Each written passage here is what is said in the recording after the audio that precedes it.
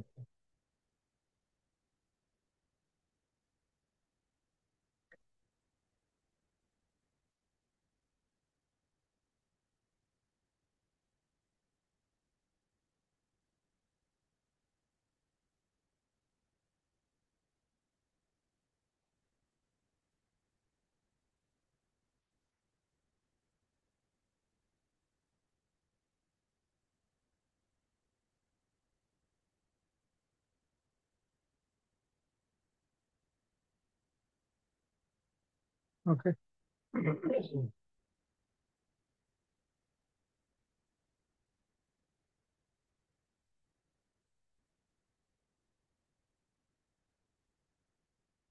కొంత మెటీరియల్ తయారు చేస్తారు. మనం ఇంతకుముందు కొన్ని సెక్షన్స్ చూస్తాం కదా, అవి ఒకసారి జస్ట్ రివిజన్ చేద్దాం.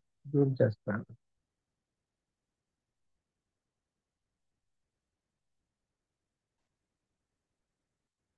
Name of the code, code of criminal procedure code, just revision వెళ్తున్నాము. ఇది డేట్ అడగొచ్చు. April 1, 1974 నుంచి ఇది.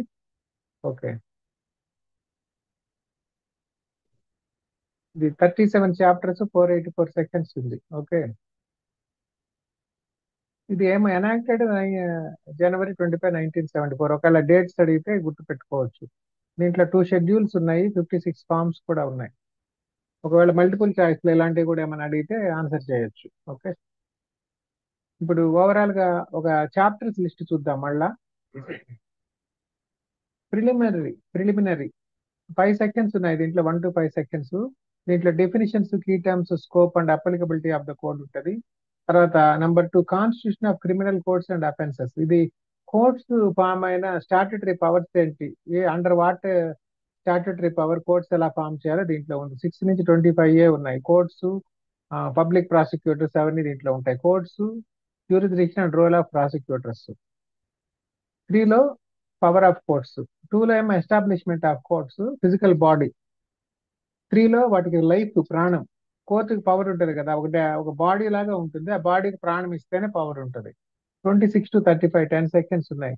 Specifies powers of courts regarding trials and sentences. Sentencing power of judges దీంట్లో ఉంటుంది. దీంట్లో 4th చాప్టర్ లో 2 పార్ట్స్ ఉన్నాయి. Power of superiors of police ఉంటుంది. Below 8 to the magistrates and police ఉంటుంది. ఇది 5 సెకండ్స్ ఉంది. 36 to 40. Outlines police powers and public assistant magistrates and police. 5 important chapter. Arrest of persons 41 నుంచి 60 దాకా ఉంటుంది. ఇంతవరకు చూసాం మనం. 20 సెకండ్స్ ఉన్నాయి ఇది. Detailed procedures for arrest including rights of arrested persons. Rights of arrested persons దీంట్లో ఉన్నాయి. 41A నోటీస్ కూడా ఈ చాప్టర్ లోనే ఉంటుంది. 41 to 60A. 41A కి 60A కి కొంత లింక్ ఉంది, చూడండి. 6, process to compel appearance. Process అంటే సమన్స్ లాంటివి అనమాట. అవి అతను అక్యూజ్డ్ గా కంపెల్ చేస్తారు రావడానికి. దానికి ఎలా చేస్తారనే దీంట్లో 61 to 90. దీంట్లో కూడా ఫర్దర్ పార్ట్స్ ఉన్నాయి. దిస్ కవర్స్ సమన్స్ ఉంటాయి, వారెంట్స్ ఉంటాయి, ప్రొక్లమేషన్ ఉంటది అబ్స్కాండెడ్ పర్సన్ గా, and attachment of properties. 4 parts గా ఉంటుంది ఇది. Process to compel the production of things. ఇదేమో ఇంతకుముందేమో పర్సన్ రావడానికి. ప్రొడక్షన్ ఆఫ్ థింగ్స్ ఉన్నప్పుడు ఆ పర్సన్ రావాల్సిన పని లేదు, అతను ఎవరితో కూడా పంపించవచ్చు. ఇప్పుడు వాళ్ళ దగ్గర ఏదో బాండ్ ఉంది అనుకోండి, ఒక మార్టిగేజ్ చేసుకున్న దగ్గర ఆ బాండ్ కావాలి వాళ్ళకంటే, ఆ పర్సన్ కానీ కంపెనీ కానీ తరపున ఎవరు అవసరం లేదు. అప్పుడు ఆ డాక్యుమెంట్ వాళ్ళు ఎలా అయినా పంపించవచ్చు. వాళ్ళ అడ్వకేట్ ద్వారా కూడా వాళ్ళు ప్రజెంట్ చేయొచ్చు ఆ థింగ్స్. 15 సెకండ్స్ ఉన్నాయి. 91 to 105. Include summons to produce.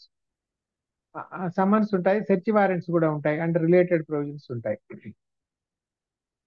7A, reciprocal arrangements with foreign countries అనమాట. For assistance in certain matters and procedure for attachment and forfeiture of property. ఇప్పుడు మనం చూస్తుంటాము, కొంత ఫారిన్ కంట్రీస్ లో ఉన్న వాళ్ళు ఉంటారు, ఇక్కడ నేరం చేసి వెళ్ళి వాళ్ళ ప్రాపర్టీస్ ఎలా అటాచ్ చేయాలి అలాంటివి రెసిప్రోకల్ అరేంజ్మెంట్స్ ఉన్నప్పుడు ఆ కంట్రీ వాళ్ళ దేశంలో నేరం చేసి ఇండియాకి వస్తే మనం కానీ వాళ్ళకి అదే ఫెసిలిటీ ఇచ్చినప్పుడు అక్కడ పోలీస్ వాళ్ళకి ఆ దేశం వాళ్ళు కూడా మనకి అదే ఫెసిలిటీ ఎక్స్టెండ్ చేస్తారు. అవి రెసిప్రోకల్ అరేంజ్మెంట్స్ వస్తారు. మ్యూచువల్ అండర్స్టాండింగ్ అనమాట. 105A టు 105L 12 సెక్షన్స్ ఉన్నాయి. Deals with international cooperation for attachment and for feature. International లాలో వస్తుంది మీకు రెసిప్రోకల్ అరేంజ్మెంట్స్ అని. ఆ రెసిప్రోకల్ అరేంజ్మెంట్స్ ఉన్న వాళ్ళతోనే ఇది చెల్లుతుంది. ఇప్పుడు బార్ కౌన్సిల్లో కూడా అట్లనే ఐసిఐ ఇన్స్టిట్యూషన్స్ అలాంటి వాటిలో కూడా కొన్ని రెసిప్రోకల్ అరేంజ్మెంట్స్ ఉంటాయి కొన్ని దేశాలతో ప్రాక్టీస్ చేయడానికి. అట్లాంటి వాటిల్లో 8 security for keeping peace and good behaviour. కొంతమంది రెగ్యులర్ గా అఫెండర్స్ ఉంటారు, ట్రబుల్ మేకర్స్ ఉంటారు. వాళ్ళ దగ్గర మ్యాజిస్ట్రేట్స్, మెయిన్లీ ఎగ్జిక్యూటివ్ మ్యాజిస్ట్రేట్స్ కొంత డిపాజిట్స్ డిమాండ్ చేయొచ్చు. అది దీంట్లో ఉంది. Procedure for maintenance of public peace and good behaviour. తర్వాత ఆర్డర్ ఫర్ మెయింటెనెన్స్ ఆఫ్, ఇది స్పెషల్ సెక్షన్, స్పెషల్ చాప్టర్, అందరికి తెలిసింది. 125 సెక్షన్ పాపులర్ సెక్షన్ దీంట్లో ఉంటుంది. Order for maintenance of wife, children and parents. 125 section కింద పాపులర్ కేసు ఏంటి ఎవరికైనా తెలుసా? 2-3 కేసులు గ్యారంటీ వస్తాయి అవి. సెక్షన్ 125 కింద popular case, first case పాపులర్ది Shah Bano case తెలుసుంటే కదా, షాబానో వర్సెస్ అహ్మద్ ఖాన్. అది 125 కింద ఉంది. ఇంకా తర్వాత maintenance of wifes related cases అన్ని 125 కింద ఉంటాయి ఎక్కువ. Maintenance of public order and tranquillity, law and order related 129 to 148 20 sections. 144 section అంటాం కదా, అది కూడా దీంట్లోనే ఉంటుంది. ఎక్కువ మనం వింటుంటాం 144. Addresses unlawful assembly, public nuisances and property disputes. Property disputes అంటే ఇక్కడ ఏం సెటిల్మెంట్ ఉండదు, వాళ్ళు న్యూట్రల్ గా మెయింటైన్ చేయిస్తారు స్టేటస్ కో లాగా. 11 preventive action of police. Police యొక్క ప్రివెంటివ్ పవర్స్ ఇక్కడ ఉన్నాయి. ప్రివెంటివ్ డిటెన్షన్ అలాంటి 149 to 153 police powers to prevent cognizable offences and protect public property. Information to the police and their powers to investigate. Information to the police అంటే మనం FIR, మనకి సిఆర్పిసిలో కొన్ని చట్టాల్లో వాడుకలో లేని కొన్ని పాపులర్ పదాలు ఉంటాయి. ఆ పదం మీకు ఎక్కడ ఎతికినా కానీ దాంట్లో కనపడదు. ఎగ్జాంపుల్, కాన్స్టిట్యూషన్ లో స్టేట్ యొక్క క్యాపిటల్ అనే పదం ఉండదు, రాజధాని అనేది ఎక్కడ ఉండదు, క్యాపిటల్ అనేది ఒకవేళ ఉంటే ఢిల్లీ వరకు ఏదైనా ఉంటదేమో కానీ అదర్ స్టేట్స్ రిలేటెడ్ క్యాపిటల్ గురించి ఎక్కడ మెన్షన్ లేదు. అట్లనే ఆ, ఈ సిఆర్పిసిలో ఎఫ్ఐఆర్ అంటాం కదా, ఫస్ట్ ఇన్ఫర్మేషన్ రిపోర్ట్ అని, అది ఎక్కడ ఉండదు. ఇన్ఫర్మేషన్ అని అంటాం కానీ అది ఫస్ట్ ఇన్ఫర్మేషన్, సెకండ్ ఇన్ఫర్మేషన్ అనేది ఉండదు. అవన్నీ వాళ్ళ అడ్మినిస్ట్రేటివ్ లా కింద వాళ్ళు ఏర్పరచుకున్న రూల్స్ అవి. యాక్ట్ ప్రొవిజన్ లో ఫస్ట్ ఇన్ఫర్మేషన్ రిపోర్ట్ అని ఏమి ఉండదు, సెకండ్ ఇన్ఫర్మేషన్ అని కూడా ఏమి ఉండదు. Okay, information to the police అదే ఫస్ట్ ఇన్ఫర్మేషన్ అనమాట. ఓకే, దానికి ముందు ఫస్ట్ అనే పదం తగిలించుకున్నారు. And their powers to investigate. పోలీసుల యొక్క ఇన్వెస్టిగేటివ్ పవర్స్ దీంట్లో ఉన్నాయి. తర్వాత పోలీసు కోర్టులో ఛార్జ్ షీట్ ఫైల్ చేస్తారు. మీకు ఛార్జ్ షీట్ అనే పదం కూడా ఎక్కడ సిఆర్పి చేతికినా కానీ దీంట్లో కనపడదు, దానికి వేరే పేరు ఉంది, అది మనకు వస్తుంది ఇప్పుడు చెప్తాను. పోలీస్ రిపోర్ట్ అంటారు దాన్ని. ఓకే, 154 to 176 23 సెక్షన్స్ ఉన్నాయి. Governs reporting and investigation of offences. ఇది 13 jurisdiction of criminal courts in enquiries and trials. Enquiries and trials లో కోర్ట్స్ జ్యూరిస్డిక్షన్ ఇక్కడ ఇచ్చారు. Jurisdictional rules for enquiries and trials. ఒక ట్రైన్ లో ఒక క్రైమ్ జరుగుతుంది, ఇప్పుడు చెన్నై నుంచి ఢిల్లీ పోతుంటది, విజయవాడలో క్రైమ్ జరుగుతుంది, ఎక్కడ జ్యూరిస్డిక్షన్ వస్తుంది? అది నాగపూర్ పోయాక చూసుకున్నాడు సూట్ కేసు పోయిందని, ఎక్కడ కంప్లైంట్ చేయాలి, అలాంటివి కూడా దీంట్లో ఉంటాయి. తర్వాత conditions requisite for initiation of proceedings. Court proceedings చేయాలంటే ఏ ఏ కండిషన్స్ ఉండాలి? ఆ, ఊరికే అటు పోయి కేసు పెట్టేస్తే అవ్వదు. 190 సెక్షన్ కాగ్నిజెన్స్ అని ఉంటుంది, important section. 190 to 199 important sections. Conditions for courts to take cognizance of offences. Cognizance అంటే ప్రైమా ఫేసీగా ఆ కేసు నేరం జరిగిందని జడ్జి గారు భావిస్తే ముందుకెళ్తారు. ఆయనకి అక్కడ అనిపించలేదు అనుకోండి, కేసు ఇంకా పోతుంది. ఓకే, 61A ఉంది కదా, ఇన్ఫర్మేషన్ టెక్నాలజీ యాక్ట్ కింద శ్రేయ సింగల్ కేసులలో అది స్ట్రైక్ అవుట్ చేశారు. ఇప్పుడు పోలీసులు 61A కింద మీద కూడా కేసులు పెట్టారు. కొంతమంది మ్యాజిస్ట్రేట్స్ ఆ ఆ యొక్క సుప్రీంకోర్టు రూలింగ్ అవగాహన లేకుండా అవి కాగ్నిజెన్స్ కూడా తీసుకొని రిమాండ్లు ఇచ్చినారని కూడా విన్నాం. ఒకవేళ ఆ విషయం తెలిసిందనుకోండి మ్యాజిస్ట్రేట్, ఇంకా అది కాగ్నిజెన్స్ లో కూడా తీసుకోడు. లేని సెక్షన్ కింద కేసు ఏంటి? సో అది అక్కడే ఆయన కొట్టేస్తాడు. అలా కాగ్నిజెన్స్ తీసుకోకూడదు ఆ కేసు. కాగ్నిజెన్స్ తీసుకుంటేనే కదా కేసు ముందుకెళ్తుంది. ఓకే, అట్లాగే 15 కంప్లైంట్స్ టు మ్యాజిస్ట్రేట్ 200 203 4 సెక్షన్స్. ఇది ప్రైవేట్ కంప్లైంట్ అంటాం. ప్రైవేట్ కంప్లైంట్ అనే పదం కూడా ఎక్కువ వాడుతుంటాం. ఆ ప్రైవేట్ కంప్లైంట్ అనే పదం కూడా సిఆర్పిసిలో ఎక్కడ ఎతికినా కనపడదు. కంప్లైంట్స్ టు మ్యాజిస్ట్రేట్ అని మాత్రమే ఉంది. ఓకే, కమెన్స్మెంట్ ఆఫ్, అట్లాగే యాంటిసిపేటరీ బెయిల్ అనే పదం కూడా సిఆర్పిసిలో ఎక్కడ ఉండదు. సో ఆ పదాలు గుర్తుపెట్టుకోండి. బాగా వెల్ పాపులర్ పదాలు సిఆర్పిసిలో మెయిన్ గా ఉంటాయి. అవి యాక్చువల్ గా కోడ్లు ఎక్కడ ఉండవు. యాంటిసిపేటరీ బెయిల్ కూడా ఎక్కడ కనపడదు. Okay, commencement of proceeding before magistrates. ఇంకా మ్యాజిస్ట్రేట్స్ ఎలా ప్రొసీడింగ్స్ ఇనిషియేట్ చేస్తారు ఒక అక్యూజ్డ్ పర్సన్ వస్తే. ఓకే, రేపు నేను కూడా ఒక కేసు అటెండ్ అవుతున్నాను. అతన్ని అరెస్ట్ చేశారు, ఇప్పుడు బెయిల్ మీద రిలీజ్ చేశారు. రేపు అతను ఫస్ట్ టైం అపీర్ అవుతున్నాడు కోర్టులో. అక్కడ నుంచి ప్రొసీడింగ్స్ బిగిన్ అవుతాయి. మ్యాజిస్ట్రేట్ ఎలా చేస్తారు అట్లాగా. Steps for initiating proceedings before magistrates. The charge, ఇది చాలా ఇంపార్టెంట్. ఛార్జెస్, ఆ యొక్క ఎఫ్ఐఆర్ లో కొన్ని సెక్షన్స్ కింద వాళ్ళకి కేసులు పెడతారు. తర్వాత వాళ్ళు ఇంకా వాడు అప్పటికి పొడి చేయడనే కేసు ఉంటది. తర్వాత ఎప్పుడో 15 రోజులు చచ్చిపోతాడు హాస్పిటల్లో. అప్పుడు అడిషనల్ ఛార్జెస్ యాడ్ అవుతాయి. లేకుంటే తర్వాత ఇన్వెస్టిగేషన్ లో వాడు ఇంకా కొన్ని అడిషనల్ థింగ్స్ అక్కడ చేసినట్టు కూడా ఉంటది. థెఫ్టే కాదు, హౌస్ బ్రేకింగ్ కూడా యాడ్ అవ్వచ్చు. లేకుంటే వాళ్ళ మీద అఘాయిత్యమే కాదు, రేపు కూడా చేశాడు, వాళ్ళ మీద కొట్టడమే కాదు రేపు కూడా చేస్తున్నాడు ఒక లేడీ మీద అని కూడా తర్వాత ప్రూవ్ అవ్వచ్చు. లేదంటే ఇంకేదైనా మధ్యలో ఇంకో క్రైమ్ చేశాడు అని ఉండొచ్చు, వాచ్మెన్ కొట్టాడని. అట్లా అడిషనల్ ఛార్జెస్ యాడ్ అవుతాయి. Rules for framing and handling charges in trials దాంట్లో ఉంటుంది. తర్వాత next 18 trial before A court of session. Multiple trials ఉన్నాయి ఇక్కడ. 4 రకాల ట్రయల్స్ ఉన్నాయి. కోర్ట్ ఆఫ్ సెషన్స్ లో ఒక రకంగా ఉంటది, వారెంట్ కేసెస్ లో ఒక రకంగా ఉంటది, సమన్స్ కేసెస్ లో ఒక రకంగా ఉంటది, సమ్మరీ ట్రయల్స్ లో ఒక రకంగా ఉంటది. 4 రకాలు ఉన్నాయి. ఇంతకుముందు ఇండియాలో కూడా 4 రకాల స్టేట్స్ అలా ఉండేవి. Part A states, part B states, part C states, part D states అని. అట్లా అనుకుంటే ఇక్కడ కూడా 4 రకాల ట్రయల్స్ ఉన్నాయి. అన్ని కేసులు ఒకటే రకంగా ట్రయల్ జరగవు. సమ్మరీ ట్రయల్స్ లో ఫాస్ట్ గా జరుగుతుంది కొన్ని కంట్రోల్స్ లో. సెషన్స్ ట్రయల్స్ లో చాలా డీప్ గా వెళ్తారు. ఇవి ఇన్ బిట్వీన్ నడుస్తాయి. వాటి ప్రొసీడింగ్స్ అన్ని ఇక్కడ ఎలా నడుస్తాయని ఇచ్చారు. ఓకే, ఓవరాల్ గా 4 ఉన్నాయి ట్రయల్స్. 18, 19, 20, 21 సమ్మరీ ట్రయల్స్ వరకు. ఇది సెషన్ స్టైల్లో in sessions court for warrant cases. ఇది సమన్స్ కేసెస్. అవి వారెంట్ కేసెస్, సమన్స్ కేసెస్ అని డెఫినేషన్స్ లో చూద్దాము, అవి ఎలా వస్తాయో అక్కడికి వెళ్ళినప్పుడు చూద్దాం. ప్లీ బార్గెనింగ్, ఇది యాక్చువల్గా వెస్టర్న్ కాన్సెప్ట్. వాడు నేరాన్ని అంగీకరించినప్పుడు కొంచెం శిక్షలో కనికరించేసి నేరం ఒప్పుకున్న వాడిని క్షమించాలి కదా. వాడు చెప్తారు కదా క్రిస్టియానిటీలో కూడా, నేరాన్ని ఒప్పుకున్నప్పుడు క్షమిస్తాడు ప్రభు అని. అలా ప్రీ బార్గెనింగ్ లో వాడు నేరమే ఒప్పేసుకున్నాడు. వీళ్ళు ఆ, ఇంకా సంవత్సరాల తరబడి కేసులు ఆగాల్సిన పని లేదు. సో కేసు ఈ సెటిల్డ్. ప్రభుత్వానికి కూడా కొంత మనీ సేవ్ అయిపోయింది. ఇంకో కేసుకి వెళ్ళొచ్చు. So many hours of court మిగిలింది. సో అప్పుడు ప్రీ బార్గెనింగ్ లో కొంత శిక్ష తగ్గించమని అడగొచ్చు, ఫైట్ చేయకుండా.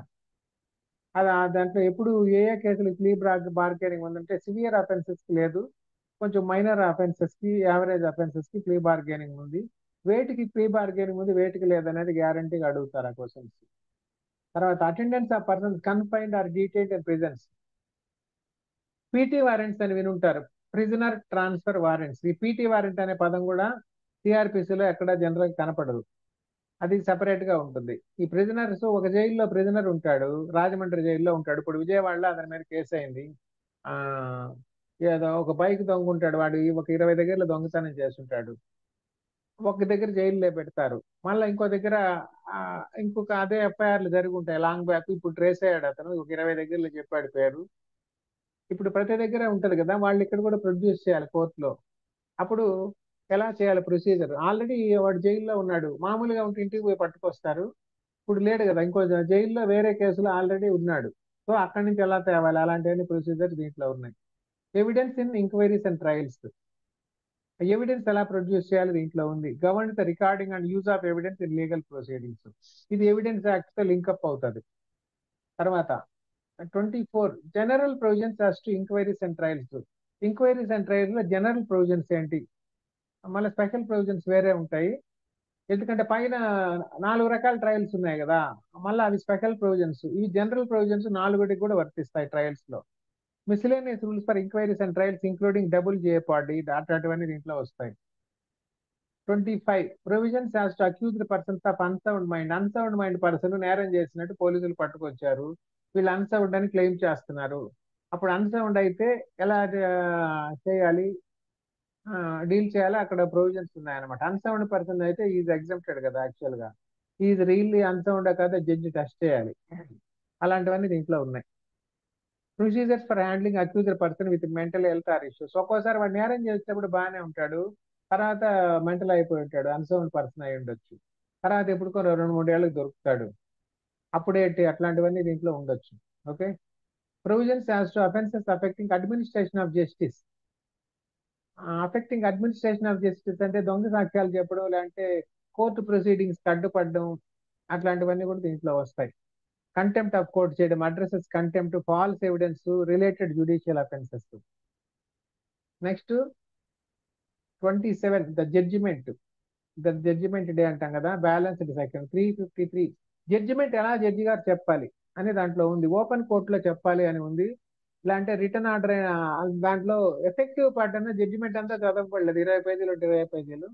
దాంట్లో ఎఫెక్ట్ పార్ట్, ఇతను నేరం చేశాడని నిరూపణ అయినది, సినిమాల్లో చూస్తుంటాం, 1 నిమిషంలో చెప్పేస్తారు. సో ఇతనికి పలానా సెక్షన్స్ కింద ఈ శిక్షలు విధిస్తున్నాం అని చెప్తారు, అది ఎఫెక్టివ్ పార్ట్. అతను ఎలా నేరం చేశాడు అనేది ఇంకా అవన్నీ దాంట్లో జడ్జిమెంట్ లో ఉంటాయి. కానీ ఆ, కొన్ని పర్టికులర్ ఒక్కోసారి జడ్జిమెంట్లు ఆ ఇట్లా ఓపెన్ ప్రొనౌన్స్మెంట్ లేకుండా జడ్జి గారులు కూడా ఇస్తుంటారు, మీరు కావాలంటే అలా జరిగినప్పుడు ప్రొనౌన్స్ చేయొచ్చు. మీరు జడ్జిలు అయినప్పుడు అబ్జర్వ్ చేయండి, మీరు ఇచ్చే జడ్జిమెంట్ ఎలా ఉంటుందో, ఇది ప్రొవిజన్స్ అనుకూలంగానే ఉండాలి. ఓపెన్ కోర్టులో ఇవ్వాలి, ఎలా ఎలా జడ్జిమెంట్ ఇవ్వాలని దీంట్లో ఉంది. ఓకే.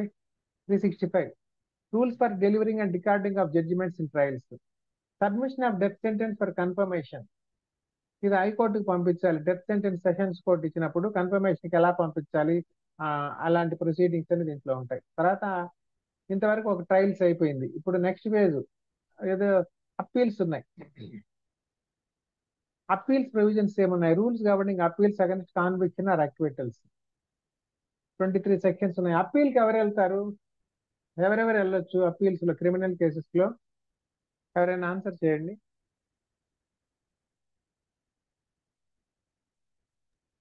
మీరు కూడా ఒకవేళ ఇంట్రెస్ట్ వెళ్తేనే డిఫెండెంట్స్ కి అగెనిస్ట్ జడ్జిమెంట్ ఇస్తే వాళ్ళు అప్పీల్ కి వెళ్ళొచ్చు సార్. Judgment ఆ, letter. Who does not వెళ్తారు. get favor of their dependent కి అగనిస్ట్ గా ఇవ్వరు, వాడిని వదిలేస్తారు. అప్పుడు సార్ జడ్జిమెంట్ ఫేవర్ గా లేకపోతే వెళ్తారు సార్. అదే అదే అదే ఎవరెవరు వెళ్ళొచ్చు క్రిమినల్ కేసెస్ లో, ఎవరెవరు వెళ్ళే అవకాశం ఉంది? Both the parties. Judgment letter అండి. క్రిమినల్ ఎవరైనా కేసు లో విక్టిమ్ కూడా వెళ్ళొచ్చు కదా సార్? ఇద్దరు పార్టీస్ వెళ్ళచ్చు. వెళ్ళొచ్చు, బోత్ పార్టీస్ కాదు, 3 పార్టీస్ ఉంటారు క్రిమినల్ కేసులో. ఎస్ సార్, పోలీస్ స్టేషన్ వాళ్ళు కంప్లైంట్ వస్తారు, తర్వాత పీపీ వస్తారు, విక్టిమ్ వస్తారు. మామూలుగా సిఆర్పిసిలో ట్రయల్స్ వరకు విక్టిమ్ కి పెద్ద ప్రొవిజన్స్ ఇవ్వలేదు. పోలీస్ వాళ్ళు అంటే ప్రాసిక్యూషన్ వాళ్ళే చూస్తారు. ఎప్పుడైతే అనుకున్న శిక్ష ఎప్పుడెప్పుడు వెళ్తారంటే, వీళ్ళు అనుకున్న శిక్ష పడకపోయినా వెళ్ళొచ్చు. ప్రాసిక్యూషన్ వాళ్ళు, గవర్నమెంట్ సైడ్ పోలీస్ వాళ్ళు, లేకపోతే విక్టిమ్ అయినా వాడికి ఏదో పెద్ద యావజ్జీవ కారాగార శిక్ష పడదంటే జడ్జి 3 ఏళ్ళు శిక్ష చేశాడు అనుకోండి ఎగ్జాంపుల్, అప్పుడు వాడికి సఫిషియెంట్ పనిష్మెంట్ పడలేదని వాళ్ళిద్దరు ఎవరైనా వెళ్ళొచ్చు. విక్టిమ్ వెళ్ళొచ్చు, లేకుంటే పోలీసు వాళ్ళు అంటే పబ్లిక్ ప్రాసిక్యూషన్ వాళ్ళు కూడా వెళ్ళొచ్చు. మళ్ళీ అక్యూజ్డ్ పర్సన్ కూడా వెళ్ళొచ్చు. వాడికి 3 ఏళ్ళు కూడా, నేనే నేరం అసలే చేయలేదంటే మళ్ళీ 3 ఏళ్ళు అయిన పనిష్మెంటే కదా, వాడికి 3 ఏళ్ళు శిక్ష అనుభవించాలి కదా, వాడు కూడా వెళ్ళొచ్చు. సో ముగ్గురు వెళ్ళొచ్చు అటువంటి కేసెస్ లో. వాళ్ళు ప్యూర్లీ అక్విట్ చేసేస్తే అప్పుడు వీళ్ళిద్దరు వెళ్తారు. వాడికి శిక్ష పడ్డప్పుడు ఫుల్ శిక్ష పడ్డది అనుకోండి, అప్పుడు ఇంక వాళ్ళు వెళ్ళేది ఉండదు. వాళ్ళు అడిగిన శిక్ష పడిపోయింది కదా, ప్రాసిక్యూషన్ వాళ్ళు అడిగింది. వాళ్ళు లైఫ్ ఇంప్రిజన్మెంట్ వేయమన్నారు, జడ్జి గారు కూడా లైఫ్ ఇంప్రిజన్మెంట్ వేసేసారు, ఇంకా అయిపోయింది అక్కడ. ఇంకా ఇతనే వెళ్తాడు, అక్యూజ్డ్ వెళ్తాడు. అట్లా మల్టిపుల్ కాంబినేషన్స్ ఉంటాయి అనమాట. ఓవరాల్ గా ముగ్గురికి ప్రొవిజన్ ఉంటుంది. ముగ్గురులో కూడా ఎవరో ఒకరు కూడా వెళ్తూ ఉంటారు అప్పీల్ కి. తర్వాత రెఫరెన్స్ అండ్ రివిజన్ మీరు సిపిసిలో చూసారు కదా, ఇది కూడా అలాంటిదే. రెఫరెన్స్ అంటే మనం సుపీరియర్ అథారిటీని అడుగుతాం. మనమైనా ఒక సీనియర్ని లేకుంటే టీచర్ని అడుగుతాం, పలానా దానికి నాకు అర్థం కాలేదు చెప్పండి అని అడుగుతాం కదా. గవర్నమెంట్లో ఎలా ఉంటుంది, ఒక ఎంఆర్ఓకి ఒక ప్రొవిజన్ అర్థం కాలేదు, రూల్ ప్రొవిజన్, అప్పుడు ఆర్డీఓకి రాస్తాడు, దీని గురించి ఏం చేయాలో మీరు చెప్పండి, చాలా మంది పబ్లిక్ డిమాండ్ చేస్తున్నారు నన్ను చేయమని, నాకు ఇక్కడ క్లారిటీ లేదని రాస్తాడు. అధికారుల్లో కూడా పై అధికారికి రాస్తాడు. కోర్టుల్లో కూడా అలాంటి ప్రొవిజన్ ఇచ్చారు రెఫరెన్స్ కింద. సిపిసిలో కూడా ఉంది, సిఆర్పిసిలో కూడా ఇచ్చేవారు. దాన్ని రెఫరెన్సింగ్ అంటారు. వాళ్ళ ప్రాబ్లం ఏంటో రాసి దీనికి ఎలా ప్రొవిజన్ ఆఫ్ లా ఎలా అప్లై చేయాలో అడుగుతారు. రివిజన్ అంటే జనరల్ గా ఎప్పుడైతే అప్పీల్ లేని పరిస్థితుల్లో అదే జడ్జికి రివిజన్ ఒకసారి రీవిజిట్ చేయమని అడుగుతారు. అప్పుడు రివిజన్ కేసెస్ కి అప్పీల్ కి తేడా ఏంటంటే, అప్పీల్ లో జనరల్ గా వేరే జడ్జెస్ చూస్తారు, సేమ్ జడ్జెస్ చూడరు. రివిజన్ లో అదే జడ్జెస్ చూస్తారు. జనరల్ గా రివిజన్ లో 99.99% ఏమి చేంజెస్ జరగవు. రేరెస్ట్ ఆఫ్ ద రేర్ లో వాళ్ళు ఏదన్నా స్పెసిఫిక్ గా సంథింగ్ మిస్ అయింటే, ఏదైనా ఒక ఆబ్జెక్టివ్ గా వాళ్ళు ఇచ్చిన డెపోజిషన్స్ ఏదైనా మిస్ అయినప్పుడు, లేకుంటే వాళ్ళ పేర్లు తప్పులు పడ్డప్పుడు, లేకుంటే బియాండ్ ద రూల్, ఆ నేరానికి ఉన్న శిక్ష 5-7 ఏళ్ళు అయితే ఆయన 10 ఏళ్ళు వేసాడు అనుకోండి, అప్పుడు అంతకంటే ఎక్కువ వేసేసారు, పలానా సెక్షన్ లో అంత ప్రయోజనే లేదన్నప్పుడు, అలాంటప్పుడు రివిజన్ చేస్తారు. టైపోగ్రఫికల్ మిస్టేక్స్ ఉన్నప్పుడు రివిజన్ జరుగుతుంది. సిపిసి అయినా అంతే, సిఆర్పిసి అయినా basic provisions away, fundamentals. Transfer of criminal cases 406 to 7 cases, 7 section 412 rules for transferring cases between courts for fair trials. మీకు అడ్మినిస్ట్రేటివ్ లా కూడా అర్థమైతే, ఇది కూడా కొంచెం జ్యుడిషియల్ సిస్టమ్ కూడా ఒక రకంగా ఒక అడ్మినిస్ట్రేటివ్ యాంగిల్లోనే పనిచేస్తుంది. ఎగ్జాంపుల్, మీ దగ్గర పోలీసులే ఉన్నారు, ఒక పెద్ద సిటీలో పోలీసులే ఉన్నారు, కేసులు ఇన్వెస్టిగేట్ చేస్తున్నారు, ఫలానా సిఐ ప్రాబ్లం చేస్తున్నాడని మీరు పోలీస్ కమిషనర్ కంప్లైంట్ చేశారు. సరే, ఆ సిఐ సరిగ్గా చేయడని చెప్పి అప్పుడు ఇంకొక సిఐకి ట్రాన్స్ఫర్ చేద్దాం అనుకున్నాడు ఆయన, పోలీస్ కమిషనరు అనుకున్నాడు అనుకోండి. ఎవరు ట్రాన్స్ఫర్ చేస్తారు? వాళ్ళిద్దరికి పైన బాసే పోలీస్ కమిషనరు ఒక ఏరియా సిఐ నుంచి ఆ కేసుని ట్రాన్స్ఫర్ చేస్తే ఆయనకున్న ప్రొవిజన్స్ బట్టి ఇంకొక సిఐకి చేయొచ్చు. అవునా? అంటే వాళ్ళిద్దరికి ఆయన కామన్ బాస్ గా ఉండాలి, అప్పుడే ఆయన ట్రాన్స్ఫర్ చేయగలరు.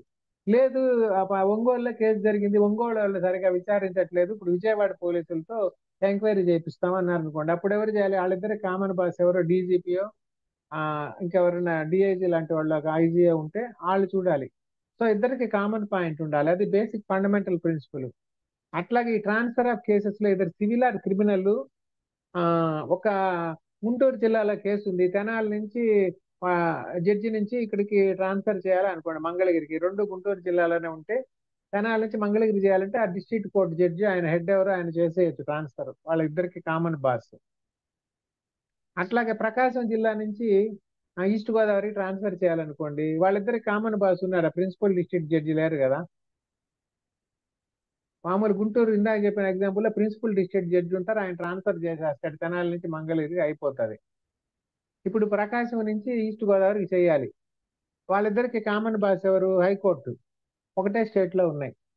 అందుకని high court has power to transfer either civil case or criminal case, Prakasam నుంచి ఈస్ట్ గోదావరి కానీ లేక ఇంకొక డిస్ట్రిక్ట్ కానీ విత్ ఇన్ ద వాళ్ళ జ్యూరిస్డిక్షన్ లో ఇంకో దగ్గరికి ఎక్కడికైనా ట్రాన్స్ఫరింగ్ పవర్స్ హైకోర్టుకు ఉంటాయి. ఇప్పుడు హైదరాబాద్ నుంచి విజయవాడకి ట్రాన్స్ఫర్ చేయాలి, ఇప్పుడు ఏ హైకోర్టుకి పవర్ లేదు, అమరావతి హైకోర్టుకి పవర్ లేదు, విజయవాడ అట్లాగే హైదరాబాద్ హైకోర్టు కూడా పవర్ లేదు. ఇంతకుముందు కామన్ హైకోర్టు ఉండింది, వాళ్ళకి పవర్ ఉండేది, ఒకటే సింగిల్ స్టేట్ ఉంది, అప్పుడు సపరేట్ స్టేట్స్ అయ్యాయి కదా. ఇప్పుడు ట్రాన్స్ఫర్ చేయాలంటే ఎక్కడికి వెళ్ళాలి? సుప్రీంకోర్టుకి వెళ్ళాలి, అది ప్రొవిజన్. ఈవెన్ ఈ ట్రాన్స్ఫర్ కేసులు ఎక్కువ వెళ్తుంటాయి సుప్రీంకోర్టు, మెయిన్ గా ఈ ఫ్యామిలీ మ్యాటర్స్ అదర్ థింగ్స్ లో. ఓకే, తర్వాత ఎగ్జిక్యూషన్, తర్వాత 32 execution, suspension, remission and commutation of sentences. ఈ సెంటెన్స్ జడ్జి గారు విధిస్తారు, అది అమలు పరచాలి కదా, అది ఎలా అమలు పరచాలి, అదే ఎగ్జిక్యూషన్. తర్వాత సస్పెన్షన్, జడ్జి గారు శిక్ష విధించగానే వాడిని అక్కడి నుంచి అక్కడ డైరెక్ట్ గా పట్టుపోయి జైల్లో వేసారు, ఆ సస్పెన్షన్ కూడా కొంతకాలం సస్పెండ్ చేస్తారు. అప్పీల్కి వెళ్ళేదానికి అవకాశం ఇచ్చి ఒక 3 months పనిష్మెంట్ ని సస్పెండ్ చేయొచ్చు జడ్జి గారు, ఆర్డర్లో కూడా ఆయన రాయొచ్చు. అవి చూద్దాం ప్రొవిజన్స్ వెళ్ళినప్పుడు. తర్వాత రెమిషన్. రెమిషన్ అంటే కొంత రిలీఫ్ ఉంటుంది దాంట్లో. కమ్యూటేషన్ ఆఫ్ సెంటెన్సెస్ అంటే హయ్యర్ లెవెల్ పనిష్మెంట్ నుంచి లోయర్ లెవెల్ కి, రిగరస్ ఇంప్రిజన్మెంట్ ని సింపుల్ ఇంప్రిజన్మెంట్ కి, లైఫ్ నుంచి కొంత తక్కువకి అట్లా తగ్గించవచ్చు. Governs execution and modification of sentences. Modification of sentence సివియారిటీని. Provisions as to bails and bonds. Bails bonds important. 436 to 450 ఉన్నాయి. అందులో ఒక 3-4 sections important maximum. Rule for granting bail and managing bonds. Actual గా ఫారిన్ కంట్రీస్ లో ఈ bails bonds ఇవ్వడానికి companies కూడా ఉన్నాయి. ఆ కంపెనీ వాడే బెయిల్ ఇచ్చేస్తాడు, బెయిల్ బాండ్ అట్లా సంథింగ్. ఇక్కడ కూడా సమ్ అదర్ అనఫిషియల్ అరేంజ్మెంట్స్ కూడా ఏదో ఉన్నాయి. కొందరు స్పెసిఫిక్ గా దాని మీదే బతుకుతుంటారు బెయిల్స్ బాండ్స్ ఇచ్చేసి. Okay. Disposal of property. Disposal of property అంటే కోర్టు దగ్గర ఉన్న ప్రాపర్టీ. కోర్టు దగ్గరికి ప్రాపర్టీ ఎన్ని రకాలుగా వస్తుంది? ప్రాపర్టీ అంటే ఎనీథింగ్ ఎన్ని రకాలుగా ఉంటుంది? మల్టిపుల్ రకాలుగా ఉంటుంది. ఒక రకం ప్రాపర్టీ ఏంటంటే ఒక జ్యువెలరీ ఉంది, థెఫ్ట్ లో జరిగింది, వాడు దొంగతనం చేశాడు, అది కోర్టుకు వస్తుంది ఆ ప్రాపర్టీ. ఫైనల్ గా దాన్ని ఎలా డిస్పోజ్ చేయాలి? విక్టిమ్ ప్రాపర్టీ కదా, అది వాళ్ళకి ఇచ్చేయాలి. ఇంకొక ప్రాపర్టీ ఏముంటది? వాడు ఎక్కడో కొట్టేసి, డబ్బులు కొట్టేసి ఇంకెక్కడో ఇంకొక అసెట్ కొని ఉంటాడు. ఆ ప్రాపర్టీ ఎవరిది? Accused property. ఒకవేళ వాడు అక్యూట్ అయితే ఆ ప్రాపర్టీ వాడికి వెళ్తుంది. వాడు అక్యూట్ కాకపోతే ఆ ప్రాపర్టీ వేరే రకంగా కోర్టు ఎలా డైరెక్ట్ చేస్తే అలా డిస్పోజ్ అవుతుంది. దీంట్లో కరప్షన్ మనీ అవి కూడా ఉన్నాయి. కరప్షన్ లో కొన్ని కేసులు అట్లాంటి వాటిల్లో వాళ్ళ ప్రాపర్టీలు జప్తు చేసుకుంటారు. అప్పుడు అతను అక్విట్ అయితే ఆ ప్రాపర్టీ ఆయనకు వస్తుంది. అక్విట్ కాకపోతే అది ఎలా చేయాలో వాళ్ళ బేస్డ్ ఆన్ దట్ ప్రొవిజన్స్ వాళ్ళు చూస్తారు. ఇంకొక రకమైన ప్రాపర్టీ ఉంది. ఇంకొక రకమైన ప్రాపర్టీ ఏంటంటే అది వీళ్ళిద్దరిది కాదు, థర్డ్ పర్సన్ ప్రాపర్టీ ఉంటది. అది అది విట్నెస్ కింద పట్టుకొస్తారు ఒక్కోసారి. ఎలాంటి కేసు అంటే ఎగ్జాంపుల్ గా యాక్చువల్గా నేనే డీల్ చేస్తున్నాను ఒక సిబిఐ కేసు. దాంట్లో ఒక బ్యాంక్ లో లోన్ ఇచ్చారు. బ్యాంక్ మేనేజర్ మధ్యలో మీడియేటర్స్ కొంతమంది వాళ్ళంతా కొల్యూడ్ అయ్యి ఒక బిల్డర్ తో కొల్యూడ్ అయ్యి, రకరకాల బిల్డర్స్ తో కొల్యూడ్ అయ్యి ఆ బిల్డర్ల దగ్గర ఉన్న వాళ్ళందరికీ లోన్స్ ఇప్పించారు. ఆ ల్యాండ్ కి కొంత టైటిల్ అవన్నీ ఇష్యూస్ ప్రాబ్లమ్స్ ఉన్నాయి. ఆ ప్రాబ్లమ్స్ అన్ని సప్రెస్ చేసేసి ఓవరాల్ గా అది మంచి ప్రాపర్టీసే అని చెప్పేసి ఏదో సంథింగ్ మేనేజ్ చేసి ఎలిజిబిలిటీ లేని బయ్యర్స్ కూడా వాళ్ళకి ఫైనాన్షియల్ కండిషన్స్ అన్ని చూడాలి కదా, బ్యాంక్స్ లోన్ ఇవ్వాలంటే. అది కూడా 20-30 years బ్యాక్ గవర్నమెంట్ బ్యాంక్స్ చాలా స్ట్రింజెంట్ గా చూసేవి లోన్స్ ఇచ్చేటప్పుడు. అవన్నీ కొంచెం బైపాస్ చేసేసి వాళ్ళు లోన్స్ ఇప్పించారు. క్రోర్స్ ఆఫ్ రూపీస్ లోన్స్ ఇప్పించాడు మేనేజర్ చాలా మందికి. ఎంత అంటే ఒక 50 మంది ప్రాపర్టీస్ కి లోన్స్ వచ్చాయి అట్లా మినిమం. ఇది కేసులో దొరికింది. Manager is a public sector, central public sector employees. ఈ సెంట్రల్ పబ్లిక్ సెక్టర్ ఎంప్లాయీస్ అంతా కూడా సిబిఐ కింద వస్తారు. సెంట్రల్ గవర్నమెంట్ వాళ్ళు కూడా సిబిఐ కింద వస్తారు, ఏసీబీకి రారు. సో అతను సెంట్రల్ గవర్నమెంట్ ఎంప్లాయీ లాగా ట్రీట్ అయ్యాడు, సెంట్రల్ సెక్టర్ వాళ్ళు కాదు. అందుకని సిబిఐ వాళ్ళు వచ్చి మేనేజర్ని పట్టుకున్నారు, ఆయన మీద కేసు పెట్టారు. తర్వాత ఆయనతోటి ఒక 10 మంది పైన అదర్స్ ని కో అక్యూజ్డ్ గా పెట్టారు. అందులో గవర్నమెంట్ ఎంప్లాయీ, బ్యాంక్ ఎంప్లాయీ ఆయన ఒక్కడే మేనేజర్, మిగతా వాళ్ళంతా మీడియేటర్స్, అదర్ థింగ్స్ ఇలాంటి తెలిసి లోన్ తీసుకున్న వాళ్ళు, బిల్డర్స్ వాళ్ళు ఉన్నారు. వీటిలో వాళ్ళు 50 మంది ఎవరైతే బయ్యర్స్ ఉన్నారో, ప్రాపర్టీస్ కొన్నారో, వాళ్ళ ప్రాపర్టీస్ డాక్యుమెంట్స్ కూడా సీజ్ చేశారు. ఆ ప్రాపర్టీస్ అమ్మకుండా ఒక ఆర్డర్ కూడా ఇచ్చేశారు, sub registrar will not register. 20 years అయిపోయింది. అప్పుడు థర్డ్ పార్టీ ప్రాపర్టీ. అందులో 50 మంది అక్యూజ్డ్ లో లేరు. అక్యూజ్డ్ లో 10 మంది ఎంత ఉంటారు. ఆ 10 మంది ప్రాపర్టీస్ అయితే సీజ్ చేయొచ్చు. కానీ మిగతా వాళ్ళు ఉన్నారు కదా, వాళ్ళు ఇన్నోసెంట్ బయ్యర్స్ అనమాట. వాళ్ళలో కొందరు ఇది ఎంత గొడవ అయ్యేసరికి లోన్ కూడా ఎట్టో తంతాలు పడి 2-3 ఏళ్లలో కూడా క్లియర్ చేసుకున్న వాళ్ళు ఉన్నారు. ఈవెన్ ఛార్జ్ షీట్ ఫైల్ కాకముందు కూడా లోన్లు క్లియర్ చేసుకున్న వాళ్ళు ఉన్నారు. వాళ్ళ ప్రాపర్టీస్ అలా సీజ్ అయిపోయినాయి. ఇప్పుడు ఆ ప్రాపర్టీస్ ఎలా డిస్పోజ్ చేయాలి, అదే మనం అడిగామన్నమాట. మీకు ఎవిడెన్స్ కింద డాక్యుమెంట్ ఒకటే కావాలి, సర్టిఫైడ్ కాపీ పెట్టుకోండి. Why you are preventing us against selling the property. Property అమ్మినా, గిఫ్ట్ చేసిన, బిల్డింగ్ పడగొట్టినా కానీ మీకు ఏం అఫెక్ట్ కాదు. మీకు ఓన్లీ డాక్యుమెంటరీ ఎవిడెన్స్ కావాలి. డాక్యుమెంటరీ ఎవిడెన్స్, సర్టిఫైడ్ కాపీస్ ఉన్నాయి, లోన్ ట్రాన్సాక్షన్ పేపర్స్ అన్ని ఉన్నాయి, అప్లికేషన్స్ ఉన్నాయి. ప్రాపర్టీ అమ్మకుండా నిషేధం విధించినందువల్ల మీకేం జరుగుతుంది, how your case is going to affected అని మనం అడుగుతున్నాం అనమాట. అలా తర్వాత ఇర్రెగ్యులర్ ప్రొసీడింగ్స్ ఇంతకుముందు డిస్కస్ చేసాం. ఇర్రెగ్యులర్ ప్రొసీడింగ్స్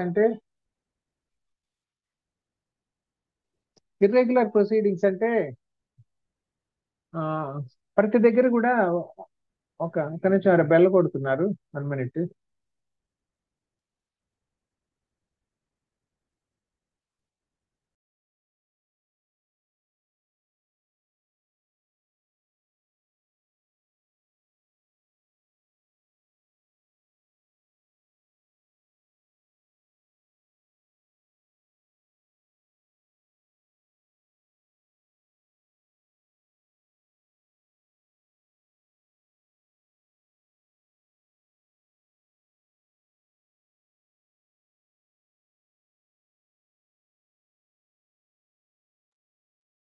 ఇర్రెగ్యులర్ ప్రొసీడింగ్స్ అంటే మనం చూస్తున్నాం కదా,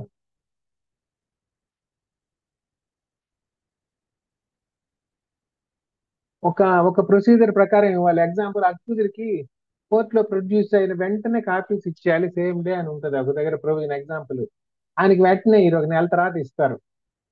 తర్వాత కేసు 5 ఏళ్ళు 10 ఏళ్ళు నడుస్తుంది. ఆయనకి వెంటనే ఇవ్వలేదని నెల తర్వాత డాక్యుమెంట్స్ ఇచ్చారు అన్నారు. దానివల్ల ఆయనకి ఏమైనా నష్టమైందా? పనిష్మెంట్ పడ్డది. నెల తర్వాత ఇచ్చినందువల్ల ఆయనకి ఏ రకమైన నష్టమైంది? సో అవి పెద్ద ఇర్రెగ్యులర్ కాదు. అట్లా కొన్ని ఇర్రెగ్యులారిటీస్ ఉంటాయి. అసలు కాపీయే ఇవ్వలేదు, అది ఇర్రెగ్యులారిటీ అనమాట. కాపీ ఇవ్వలేదు, శిక్ష పెట్టేశారు. హౌ యూ విల్ డిఫెండ్ ఈ కేసు? ఆయన కాపీలన్నీ ఏమేమి ఇవ్వాలో టోటల్ గా ఇవ్వాలి. మనం కూడా కోర్టుల్లో అబ్జర్వ్ చేస్తుంటాము. యాక్చువల్ గా మీరైనా జడ్జిలైనప్పుడు ఈ ప్రాసెస్ నాపితే బెటర్. నేనైతే ఈ ప్రాసెస్ ని అబ్జెక్ట్ చేస్తున్నాను.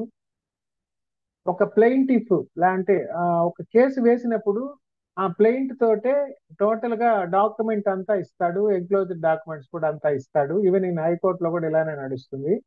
నేను అబ్జర్వ్ చేసిన కేసెస్ లో కొన్నిట్లో ఆపోజిట్ పార్టీస్, రెస్పాండెంట్స్, డిఫెండెంట్స్ ఉన్నప్పుడు వాళ్ళకి ఫలానా తేదీ మీ కేసు ఈ కోర్టులో ఉంది, వాయిదాకి రండి అని సింగిల్ షీట్ వెళ్తుంది అంతే. వీళ్ళు వేసిన ప్లెయింట్ కాపీ వెళ్ళదు దాంట్లో. ఆ మళ్ళీ దానికి ఎంక్లోజర్స్ ఏమున్నా వెళ్ళవు, ఏమి వెళ్ళవు. ఓన్లీ సింగిల్ షీట్ ఆ కవర్ లో పెట్టి పంపిస్తారు ప్రాసెస్ తో. అది ఒక రాంగ్ ప్రాసెస్. అసలు కోర్టుల్లో కేసులు డిలే కావడానికి ఇది వన్ ఆఫ్ ది రీజన్. దానివల్ల 2-3 వాయిదాలు పోతాయి. అదే ఆయనకి ప్లెయింట్ కాపీ ప్లస్ అదర్ డాక్యుమెంట్స్ అన్ని ఇచ్చారనుకోండి, అవతల అతను కూడా కన్సర్న్ అడ్వకేట్ ఎవరినో సంప్రదించి వెంటనే ఆయన డిఫెండ్ చేసుకుంటాడు. ఆ వాయిదా కూడా వస్తాడు, ఇలాంటి ఇంకో వాయిదా అడుగుతాడు. సో వీళ్ళ క్లియర్ పిక్చర్. దీనివల్ల ఊరికే ఆ రోజు కేసుకు కోర్టుకు వచ్చి మొహం చూపించిపోయి వాయిదా తీసుకోవడానికి మాత్రమే సరిపోద్ది ఆ నోటీస్. బికాజ్ ఆయన దగ్గర ఇన్ఫర్మేషన్ లేదు కదా. Dependent, how will depend the case? He cannot even engage an advocate without getting the documents. So ఇట్లాంటివన్నీ one of the silly reasons for getting our cases delayed in courts. దీని మీద కొంచెం దృష్టి పెడితే కొంచెం ఒక 2-3 నెలలు కేసు ముందుకెళ్లే అవకాశం ఉంటుంది. Okay, next point. అవి some of the irregular proceedings అనమాట కోర్టులో నడిచేవి. ఈవెన్ హైకోర్టులో కూడా అంతే. నోటీస్ వస్తుంది కానీ వాళ్ళు వేసిన పిటిషన్ కాపీ ఉండదు. ఒకవేళ మనం అడిగితే పిటిషన్ కాపీ ఇస్తారు, మళ్ళీ ఎంక్లోజర్స్ ఏం పెట్టినారో ఇవ్వరు. అది మళ్ళీ ఇంకోసారి అడగాలి. ఇట్లానే నేను డిఫెండ్ చేసే కేసులు 2-3 అట్లనే ఉన్నాయి. మన కాపీ ఇవ్వరు, ఇచ్చినా కానీ ఆ ప్లెయింట్ కాపీ ఒకటే ఇస్తాడు, ఎంక్లోజర్స్ ఉండవు. ఓకే, ఈవెన్ హైకోర్టులో కూడా అట్లనే. వాళ్ళు పిటిషన్ కాపీ ఇస్తాడు, ఎంక్లోజర్స్ ఉండవు. మళ్ళీ ఎంక్లోజర్స్ ఎప్పుడు అడిగితే ఇస్తున్నారు. అంటే not only this high court, other high court also ఏం తెలియదు.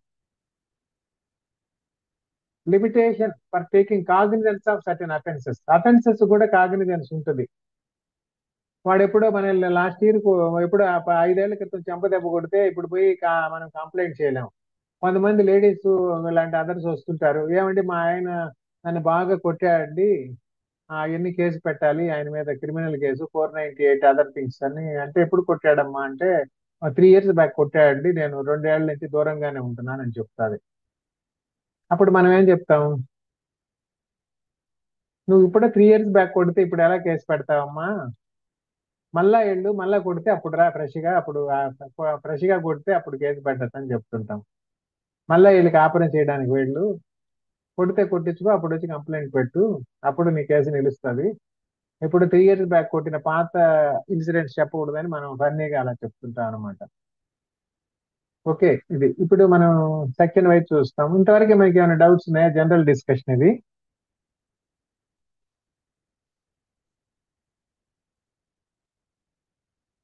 కొంచెం ఇంటరాక్ట్ అవుతుంటేనే మీకు గుర్తుంటది. నో సార్ డౌట్స్ ఏం లేవు. లేకపోతే ఏదైనా వేరే అదర్ థింగ్స్ అయినా అడగొచ్చు. సిఆర్పిసిలో మనం నెక్స్ట్ వాటిలో చూస్తాము. ఓకే. ఏమైనా సజెషన్స్ కూడా చెప్పొచ్చు, ఎందుకంటే నేను కూడా చాలా గ్యాప్ తీసుకున్నాను సిఆర్పిసిలో. యాక్చువల్గా సిఆర్పిసి వదిలేద్దాం అనుకున్నాను, మళ్ళీ దీనికోసంగా చెప్పాల్సి వస్తుంది. బిఎన్ఎస్ఎస్ చూద్దాం అనుకున్నాము, కానీ సిలబస్ లో పెట్టారు కదా, అందుకని. ఓకే. తర్వాత లిస్టింగ్ చాప్టర్స్ ఆఫ్ సిఆర్పిసి, ఇది కూడా సేమ్ టేబులే, పెద్ద తేడా ఏం లేదు.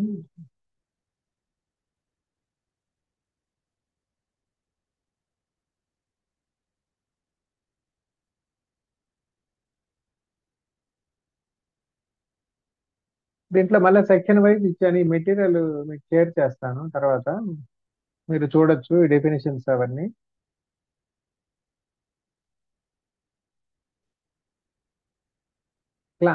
Just headings of the sections చూస్తాము, అంటే మొన్న సరిగా చూడలేదని.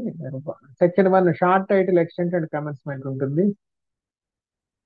సెక్షన్ 2 డెఫినేషన్స్, నంబర్స్ కొన్ని గుర్తుపెట్టుకోండి. కన్స్ట్రక్షన్ ఆఫ్ రెఫరెన్సెస్ నెంబర్ 3 ఉంటుంది. మ్యాజిస్ట్రేట్ అంటే ఏంటి అట్లా. తర్వాత 4 trial of offences under Indian penal code. తర్వాత 5 సేవింగ్ అంటే ఏమైనా రాసుకోమన్నాను మీకు. సేవింగ్ బదులు మీరు ఏదైనా ఒక సెక్షన్ చదివేటప్పుడు సేవ్ యాజ్ అని ఉంటది, ఇలాంటి సేవ్ అని ఉంటే ఎక్సెప్ట్ అని చదువుకోండి. సేవ్ అంటే ఎక్సెప్ట్. తర్వాత లీవ్ అని ఉంటుంది. లీవ్ అంటే ఏంటి? పర్మిషన్స్. లీవ్ అంటే పర్మిషన్ అని చదువుకోండి. అంత ఈ రెండు మనకి పెద్దగా అలవాటు లేని పదాలు. అది nice. Second 3 ensures consistent interpretation of. Okay, ఇంకా ఎన్నో వదిలేస్తే. 6 క్లాసెస్ ఆఫ్ క్రిమినల్ కోడ్స్ 6 లో ఉన్నాయి. 7 టెరిటోరియల్ డివిజన్స్ ఉన్నాయి. 8 metropolitan areas. 9 court of sessions. Single digit లో హైయెస్ట్ నెంబర్ 9 కదా, అది sessions court, highest court in district అనమాట. తర్వాత 10 subordination of assistant session judges. 11 courts of judicial magistrates. 12 CJM and additional CJM. 13 special judicial magistrates. 14 local jurisdiction of JMs. తర్వాత subordination of JMs. Courts of MMs. 17 CMM and additional CMM. 18 special MM, special metropolitan magistrate. 19 subordination of metropolitan magistrates. 20 executive magistrates. Okay. 21 special executive magistrates. 22 local jurisdiction of executive magistrates. 23 subordination of executive magistrates. 24 ఇది important, public prosecutors వస్తుంది. వాళ్ళ eligibilities ఏంటి? రకరకాల public prosecutors ఉన్నారు కదా, వాళ్ళ పోస్ట్కి వెళ్ళాలంటే వాళ్ళ ఎక్స్పీరియన్స్ ఎన్ని ఏళ్ళు ఉండాలంటే ఒక క్రిటికల్, అదొక టేబులర్ ఫామ్ లో వేసుకోండి. ఏపీపీస్, పీపీస్, స్పెషల్ పీపీస్ రకరకాలుగా ఉన్నాయి. తర్వాత 25A డైరెక్టరేట్ ఆఫ్ ప్రాసిక్యూషన్ ఉంది. 25 assistant public prosecutors. 25A directorate of prosecution అని తర్వాత పెట్టారు, ఎందుకంటే అమెండ్మెంట్ లో తర్వాత అది క్రియేట్ చేశారు డైరెక్టరేట్ ఆఫ్ ప్రాసిక్యూషన్. అంతకుముందు ఉండదు 73s లో.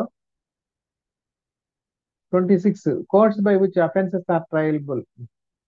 ఏ కోర్ట్స్ ఏ కేసులు చూడాలని ఇచ్చారు. 26. 27 jurisdiction in case of juveniles. Juvenile jurisdiction ఏంటని ఇచ్చారు. ఈ juvenile justice act latest act ఎంత, ఏ సంవత్సరం? 2015 juvenile justice care and protection of children act 2015. 28 sentences which high courts and session judges may pass. 29 sentences which magistrates may pass. వాళ్ళు ఏమేమి powers. ఇవి కూడా టేబులర్ ఫామ్ లో వేసుకుంటేనే క్లారిటీగా ఉంటుంది. Okay. Sentences of imprisonment in default of fine. Sentences in case of conviction of several offences at one trial. 31. 32 mode of conferring of powers. Okay. 33 power of officers appointed ఎలా ఉంది. 34 withdrawal of powers, ఎవరు withdraw చేయొచ్చు అని. 35 powers of judges and magistrate to be cumulative.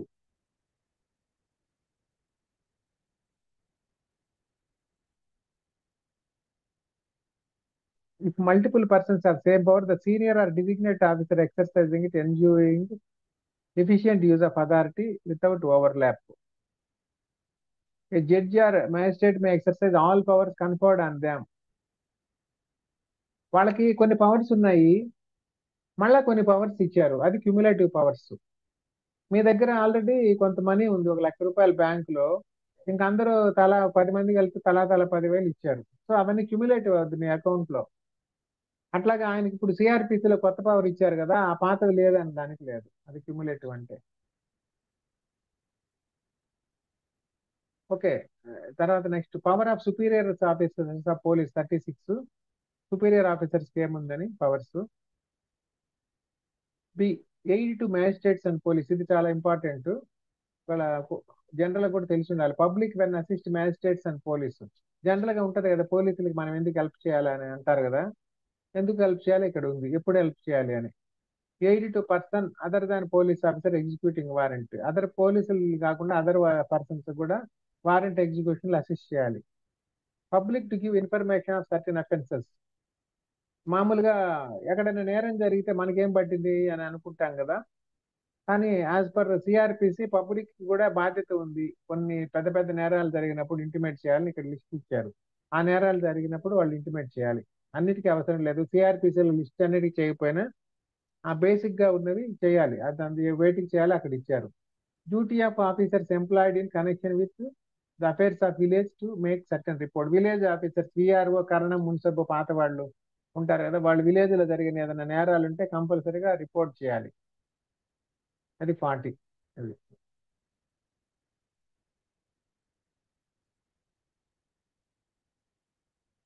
ఇక్కడ bottom లో ఇచ్చారు. Section 36 ensure senior officers can exercise broad powers to supervise and intervene in investigations or arrest, enhancing police efficiency.